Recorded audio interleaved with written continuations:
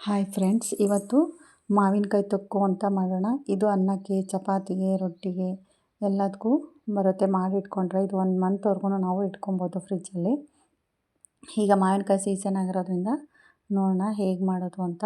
ಗಿಣಿ ಮಾವಿನಕಾಯಿ ತೊಗೊಂಡಿದ್ದೀನಿ, ತೋತಾಪುರಿ ಮಾವಿನಕಾಯಿ ಅಂತಲ್ಲ, ಅದು ವಾಶ್ ಮಾಡಿ ನೀಟಾಗಿ ಒರೆಸ್ಕೊಂಡು ಅದಾದಮೇಲೆ ಈ ರೀತಿ ಬೀಜ ಒಳಗಡೆ ತೆಗೆದುಬಿಟ್ಟು ಈಗ ಅದನ್ನು ಅರ್ಧ ತುರ್ಕೊತಾ ಇದ್ದೀನಿ. ನಾನು ಅರ್ಧ ಮಾತ್ರ ಮಾಡ್ತಾಯಿದ್ದೀನಿ, ಫುಲ್ ಮಾಡ್ತಾಯಿಲ್ಲ. ಅದರಲ್ಲಿ ಅರ್ಧ ಭಾಗ ಮಾತ್ರ ಮಾಡ್ತಾಯಿದ್ದೀನಿ. ನೋಡಿ, ಈ ರೀತಿ ನೀಟಾಗಿ ಚಿಕ್ಕದಾಗಿ ಎಲ್ಲದನ್ನು ತುರ್ಕೊಳ್ತಾ ಇದ್ದೀನಿ. ಫಸ್ಟು ಮಾವಿನಕಾಯಿನ ತುರಿದಿಟ್ಕೊಬೇಕು. ನೋಡಿ, ಅರ್ಧ ಮಾವಿನಕಾಯಿ ಇದು, ಅದಕ್ಕಷ್ಟೇ ನಾನು ಮಾಡ್ತಾಯಿದ್ದೀನಿ. ಅಷ್ಟೇ, ಜಾಸ್ತಿ ಮಾಡೋದಾದರೆ ಜಾಸ್ತಿ ಕ್ವಾಂಟಿಟಿ ಪೌಡರ್ಗೆ ಹಾಕ್ಕೊಬೇಕಾಗುತ್ತೆ. ಈಗ ಒಂದು ಪೌಡರ್ ಮಾಡ್ಕೊತಿದ್ದೀನಿ. 1 ಸ್ಪೂನು ಸಾಸಿವೆ ಹಾಕ್ಕೊಳ್ತಾ ಇದ್ದೀನಿ, ಅರ್ಧ ಸ್ಪೂನು ಮೆಂತ್ಯ ಹಾಕ್ಕೊಳ್ತಾ ಇದ್ದೀನಿ, ಹಾಗೆ ಅರ್ಧ ಸ್ಪೂನು ಕೊತ್ತಂಬರಿ ಕಾಳು ಬರುತ್ತಲ್ಲ ಅದನ್ನು ಹಾಕ್ಕೊಳ್ತಾ ಇದ್ದೀನಿ.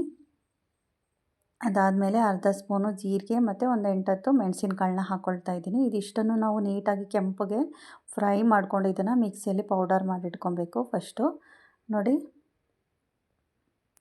ನೀಟಾಗಿ ಇದನ್ನು ಫ್ರೈ ಮಾಡ್ಕೊಬೇಕು ಮೊದಲು ನಾವು. ಇದು ಮಾವಿನಕಾಯಿ ಸೀಸನ್ ಆಗಿರೋದ್ರಿಂದ ಈ ಮಾವಿನಕಾಯಿ ತೊಕ್ಕನ್ನ ಮಾಡಿಟ್ಕೊಂಡ್ರೆ ನಮಗೆ ಫ್ರಿಜ್ಜಲ್ಲಿ ಸ್ಟೋರ್ ಮಾಡಿ ಇಟ್ಕೊಳ್ಬೋದು. ಸೀಸನ್ ಇದ್ದಾಗ ಇವೆಲ್ಲ ನಾವು ಮಾಡಿಕೊಂಡ್ರೆ ಚೆನ್ನಾಗಿರುತ್ತೆ.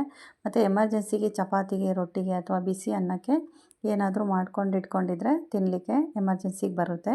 ಸೊ ನೋಡಿ, ಇದನ್ನು ಮಿಕ್ಸಿಯಲ್ಲಿ ಪೌಡರ್ ಮಾಡಿ ಇಟ್ಕೊಂಡಿದ್ದೀನಿ ನೈಸಾಗಿ. ಈಗ ಒಗ್ಗರಣೆಗೆ ಕರಿಬೇವಿನ ಸೊಪ್ಪು, 1-3 ಬೆಳ್ಳುಳ್ಳಿನ ಚಿಕ್ಕದಾಗಿ ಕಟ್ ಮಾಡ್ಕೊಂಡಿದ್ದೀನಿ, 2 ಒಣ ಮೆಣಸಿನ್ಕಾಯಿ, ಸ್ವಲ್ಪ ಬೆಲ್ಲ ತೊಗೊಂಡಿದ್ದೀನಿ. ಹಾಗೆ ನೋಡಿ, ಎಣ್ಣೆ ಸ್ವಲ್ಪ ಜಾಸ್ತಿ ಹಾಕ್ಕೊಂಡಷ್ಟು ನಮಗೆ ಚೆನ್ನಾಗಿರುತ್ತೆ.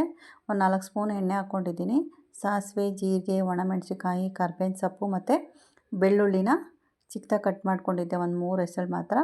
ಅದನ್ನು ಹೀಗೆ ಫ್ರೈ ಮಾಡಿಕೊಂಡು ಅದಾದಮೇಲೆ ನಾವು ತುರಿದಿರುವಂಥ ಅದು ಕೆಂಪಾದಮೇಲೆ ತುರಿದಿರುವಂಥ ಮಾವಿನಕಾಯಿ ಹಾಕ್ಕೊಂಬಿಟ್ಟು ಅದನ್ನು ನೀಟಾಗಿ ಬೇಯಿಸ್ಕೊಬೇಕು. ಅಂದರೆ ಸ್ವಲ್ಪ ನೀರಿನಂಶ ಬಿಡ್ತಾ ಹೋಗುತ್ತೆ ಮತ್ತು ಕಲರ್ ಚೇಂಜ್ ಆಗುತ್ತೆ. ಆವಾಗ ನಮಗೆ ಗೊತ್ತಾಗುತ್ತೆ ಮಾವಿನಕಾಯಿ ಏನಿದೆ ಅದು ಸ್ವಲ್ಪ ಬೆಂದಿರೋ ಥರ ಗೊತ್ತಾಗುತ್ತೆ.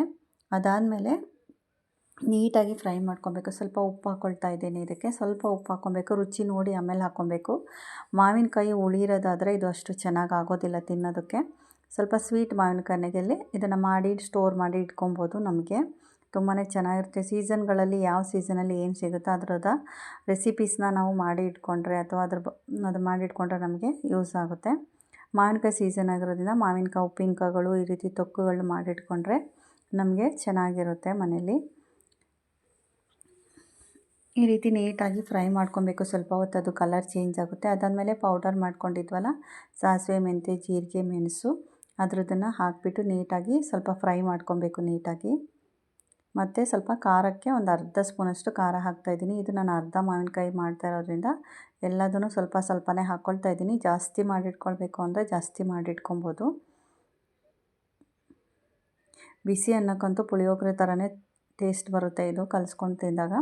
ಮತ್ತು ಚಪಾತಿಗೂ ತಿನ್ಬೋದು, ರೊಟ್ಟಿಗೂ ತಿನ್ಬೋದು. ನೋಡಿ, ಈ ರೀತಿ ನೀಟಾಗಿ ಸ್ವಲ್ಪ ಎಣ್ಣೆ ಬಿಟ್ಕೊಳ್ಳೋವರೆಗೂ ಫ್ರೈ ಮಾಡಿ 1/4 ಲೋಟದಷ್ಟು ಮಾತ್ರ, ಅಂದರೆ 4 ಸ್ಪೂನಷ್ಟು ಮಾತ್ರ ನೀರನ್ನು ಹಾಕಬೇಕಾಗುತ್ತೆ ಇದಕ್ಕೆ. ಆಗ ನೀಟಾಗಿ ಅದು ಮಾವಿನಕಾಯಿ ಬೆಂದ್ಕೊಳ್ಳುತ್ತೆ. ಮತ್ತು ಉಪ್ಪು ನೋಡಿಬಿಟ್ಟು ಹಾಕ್ತಾಯಿದ್ದೀನಿ. ಬೆಲ್ಲ ಹಾಕ್ಕೊಳ್ತಾ ಇದ್ದೀನಿ ಇವಾಗ. ಬೆಲ್ಲ ಫ್ರೈ ಆದಮೇಲೆ ಸ್ವಲ್ಪ ನೀರು ಹಾಕಿಬಿಟ್ಟು ಇದನ್ನು ಎಣ್ಣೆ ಬಿಟ್ಕೊಳ್ಳೋವರೆಗೂ ಫ್ರೈ ಮಾಡಬೇಕಾಗುತ್ತೆ. ನೋಡಿ, 2 ಸ್ಪೂನಷ್ಟು ಅಷ್ಟೇ, ಜಾಸ್ತಿ ನೀರು ಹಾಕಬಾರ್ದು ಇದಕ್ಕೆ. ನೋಡಿ, ಈ ರೀತಿ ನೀಟಾಗಿ ಅದನ್ನು ಸೇರಿಸಿ ಫ್ರೈ ಮಾಡಿಕೊಂಡು ಎಣ್ಣೆ ಬಿಟ್ಕೊಳ್ಳೋವರೆಗೂ ಅದನ್ನು ಫ್ರೈ ಮಾಡ್ಕೊಬೇಕಾಗುತ್ತೆ. ಆಗ ನಾವು ಸ್ಟೋರ್ ಮಾಡಿದರೆ ಅದು ಕೆಡೋದಿಲ್ಲ.